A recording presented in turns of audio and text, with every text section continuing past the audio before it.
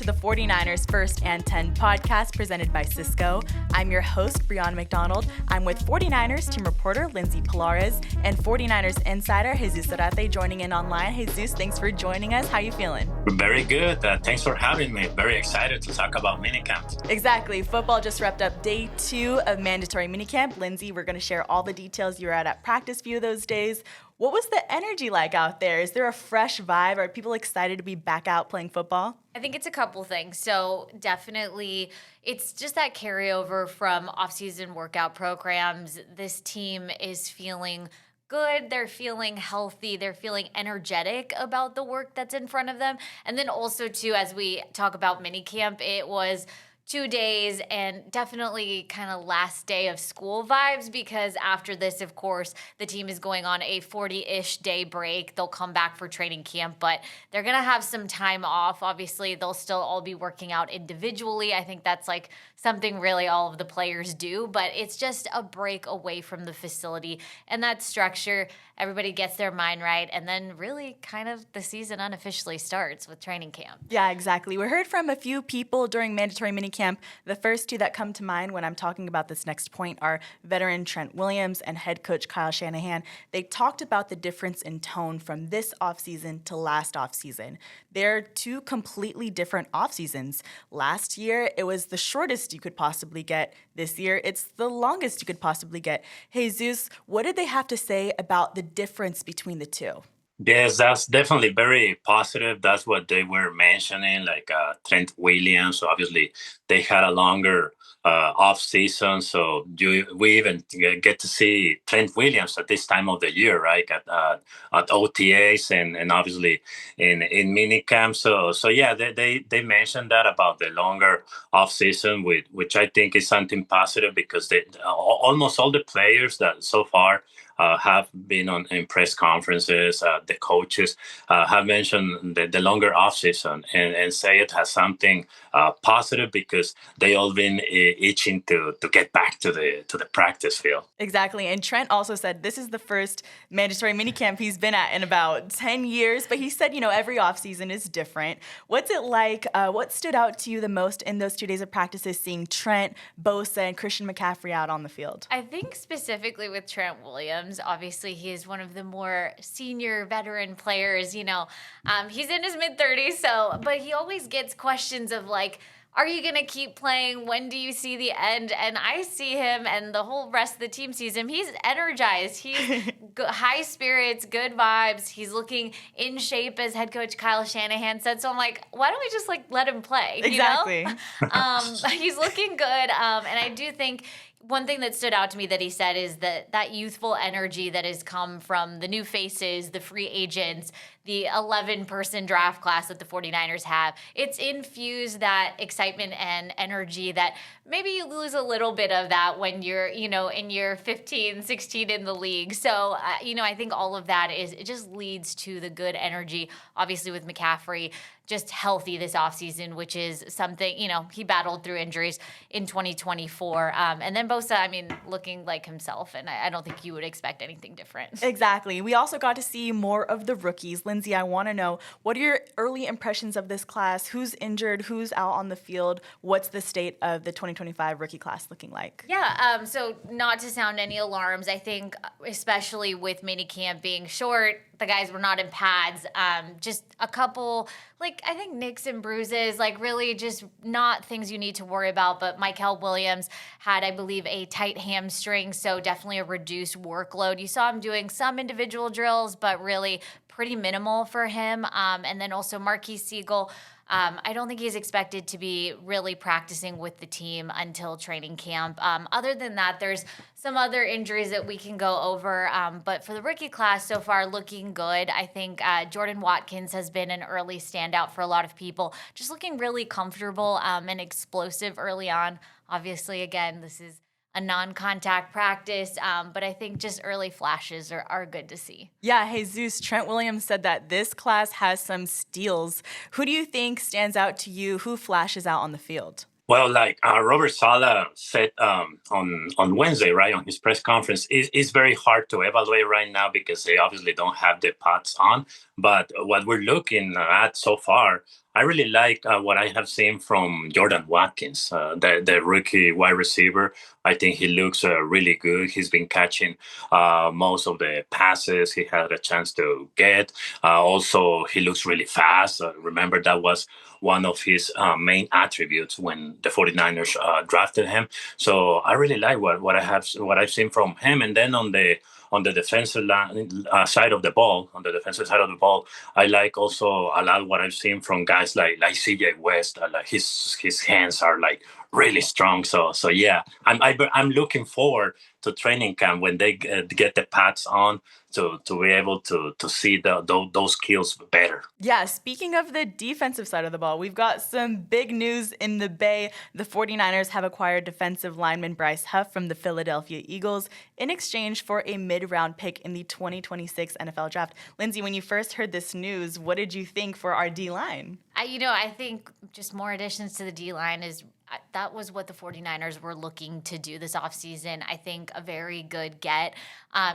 You have to call back to that pre-existing relationship between Robert Saleh when he was at the Jets and Bryce Huff. Only spent one year with the Eagles. Previously, had spent 4 seasons with the Jets. Had a 10-sack season in 2023. Hard to ignore that double-digit sack number. And really, I think there's just that pre-existing relationship, a lot of faith in the work and effort that he's going to bring to the Bay. And I think one of the things that Robert Saleh highlighted is that Bryce Huff, he says, has the most explosive get off the ball stat, that we like to talk about here at the Niners. So just an early highlight for him. Yeah, Jesus, how does he fit into our D-line? How is Robert Saleh going to use him and scheme him up this year? Oh, I think he fits perfectly to the 49ers scheme because obviously he was with Robert Saleh with the Jets. But also, I think defensive line, Chris Kucerek explained it really well. Remember, like about a week ago, more than a week ago, we had the chance to speak to the different coaches, right? Like defensive line coach, wide receiver coach. And Chris Kucerek was mentioning that with the 49ers, he fits perfectly because he's been used to his whole career to play with his hand on the ground. He's not a stand-up linebacker like in Philadelphia. Mostly that's what he did, right? They play a different scheme, but with the 49ers, he's going to be with his hand on the ground most of the time. So that fits perfectly to his skill set. Yeah, Jesus, you've covered the team for a while now. Shanahan and a lot of the coaching staff says that Bryce Huff reminds them sort of like a D Ford. Would you agree with that statement?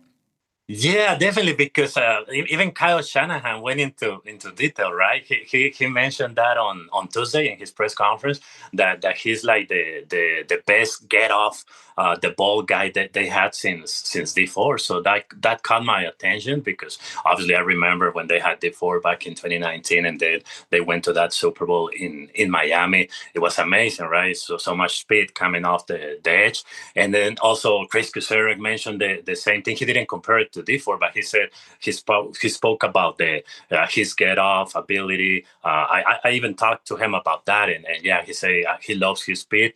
And then also even Trent Williams. Trent Williams wasn't with the team during that 2019 season, but he said during his press conference, they asked him about Bryce Huff, and he said. He compared like to D4 in a way. He remember when they had D4 and the Niners went to that Super Bowl in that 2019 season. So in a way, I think they're trying to replicate like what they had back then on that defensive line. Obviously, Bosa is the only remaining piece from that year, from 2019. But in a way, I see obviously Bryce Huff like kind of like your D4 guy. Then Michael Williams, remember he can play outside or he can play inside. And obviously you have Alfred Collins, you have CJ West. So some of those two guys that play on the interior, they could be like your DeForest Buckner or your Arik Armstead. So in a way, I think that they're trying to replicate what they had back in 2019 with that defensive line. Yeah, Bryce Huff mentioned that he watched a lot of D Ford tape back in his time with the Jets, so it'll be interesting to see how that will materialize and how he'll add his own flavor. Definitely another amazing weapon to the D line. But Lindsey, we've also got a new look to our special teams. There's sort of a reset during this offseason. Could you share what those details look like for the faithful? Yeah, so we have a new long snapper and new punter, and they were brought in alongside Greg Joseph, who is a new kicker for the 49ers, as well as Jake Moody, who is now in his third season with the team. So a completely new operation. During minicamp, basically the way the workload was split up is Jake Moody took the first day of kicks, and then Greg Joseph took day 2. I think right now it's just the acclimation period, right? Thomas Morstead, who is the new punter, came in and fairly recently, so it really is just getting to know each other, making sure that you're in tune, because as we know, a kicking operation, it really does take all equal parts. So yeah, I think it's getting to know each other. Obviously, that relationship will continue to develop in training camp, but it's something that the Niners, really need to see develop over the course of the summer. Yeah, they've also got a new special teams coordinator in Brent Boyer. Jesus, how do you think that he'll put his fingerprint on the special teams, and what should fans expect from him? I think a lot of great things, because definitely Brand Boyer is one of the, in my opinion, one of the better special teams coordinator in the NFL.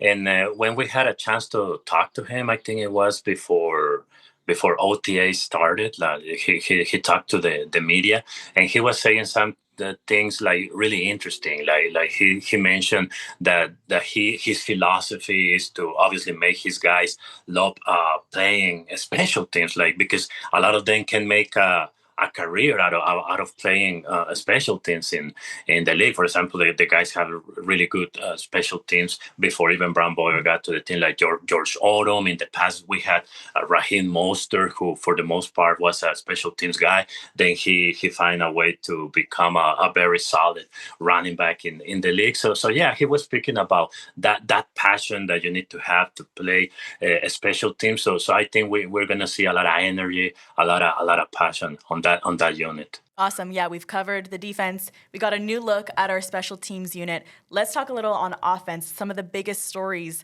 from this offseason was Brock Purdy getting his contract extension. We got to see him move around on the field now after that contract extension. How is Purdy building with the new receivers? How does he look out on the field now? I mean, I think he looks like he hasn't skipped a beat, right? For him, this is now second fully healthy offseason, no injuries to come back from, so that's an ideal situation. And I think there has to be some sort of security, like, mentality that comes from, like, yeah, I'm going to be here. This is my team. I'm here to stay for the next 5 seasons. So, I think that energy is very much there, but I think that you would have gotten that with Brock Purdy regardless of the contract situation. I think obviously having that in place is a great thing. But I think we've gotten some conflicting reports on whether Brock Purdy is more vocal or not. Kyle Shanahan said he's the same Brock, but then we hear George Kittle saying that he's speaking up and having more of a voice. I think it's probably somewhere in the middle, but I did like what Kyle Shanahan said last week, that there are no new expectations of Brock Purdy because he is trying to be the best at his position at all times. And the way he leads this team, like, we've seen it works. So that extension is just, they want more of the Brock Purdy they've had.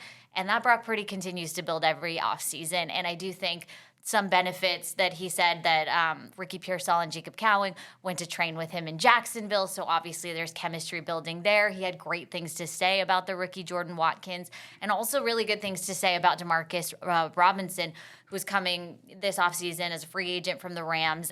Just having his veteran presence there in that wide receiver room has been a good addition. Jesus, pads or no pads, getting loud, not getting loud. Have you seen signs of leadership with Brock Purdy as he enters another season with the 49ers? Oh yeah, definitely, because I think leadership is one of the natural traits that Brock Purdy has, and that's something that you either have it or you don't. And since his rookie year, I think he showed that. And even guys like Trent Williams, I remember that year, his rookie year, when he played, when he came in for Jimmy Garoppolo in that game where Jimmy got injured against the Dolphins. And after that game, when the Niners end up beating the Dolphins, I remember the media had a chance to speak to Trent Williams, and he was saying, "Yeah, it's amazing. I mean, he immediately took command of the huddle, and for a rookie, that's really impressive. So immediately he gained the respect of guys like Trent Williams, like George Kittle. So that's very amazing. And right now, even with more experience, like Lindsey was saying, that I remember, yeah, Kittle had a very good quote. He said, yeah, I think he's very vocal this year. Even on a route during the OTAs, where I think George Kittle was explaining that Jawan stopped running or something like that, and then Brock Purdy was like, "Hey, Jawan, keep running." So yeah, he's like a natural leader. Now that we are closing the chapter on minicamp, Lindsey, how confident are you feeling in this roster heading into training camp? I think more than anything, there is going to be good competition at training camp, and I think that's what you need, right? The 49ers were able to fill the gaps that they needed, bring in some new energy via the draft, free agency, most recently a trade. I think all the pieces are in place to have a very competitive training camp, and I think that's what this team really has been setting itself up for all offseason. So now it's just about getting away, keeping your body in shape, and then coming back and getting to work. So I think they've set themselves up very well. Yeah, the players were itching to get back on the field, and our fans are itching to get to see them in action in training camp. Jesus, who are some players that fans should, be really pleasantly surprised to see at training camp? Who might pop during camp? Well, out of the guys we drafted, I mentioned obviously CJ West and Jordan Watkins that look really good. I'll add maybe Upton Stout too. But also with the undrafted guys, remember the 49ers, somehow they always find an undrafted player to take a bigger role on the team, like Jordan Mason in the past, Kendrick Bourne. There's a Cecil Shire. So I think this year it could be Sebastian Valdez. He looks really strong hands, and I think he could surprise a lot of people as one of the undrafted guys. And then on the offensive side of the ball, I will go with another undrafted guy, Corey Kiner. I think Bobby Turner, even when he spoke to the media, I asked him about Corey Kiner, and he said, "Yeah, he's tough. He runs violent." So yeah, I think Corey Kiner on offense and Sebastian Valdez out of the undrafted guys, because I already mentioned some of the guys we drafted that could surprise a lot of people. Awesome. Well, with minicamp also coming to a close, Lindsey, there's going to be a few changes before heading into training camp. Would you like to share any updates on your side? Of course, yes. So this is going to be my final First and 10 podcast because I am headed back home to LA. So I just wanted to say it has been a pleasure being on this podcast. Bree and I started this back, I think, in November of 2022. So thank you so much for tuning in for the better part of almost 3 seasons. It's been awesome, and I'm leaving you in very good hands. Lindsey, me and Jesus are going to miss you so much. The faithful fan base is going to miss you so much.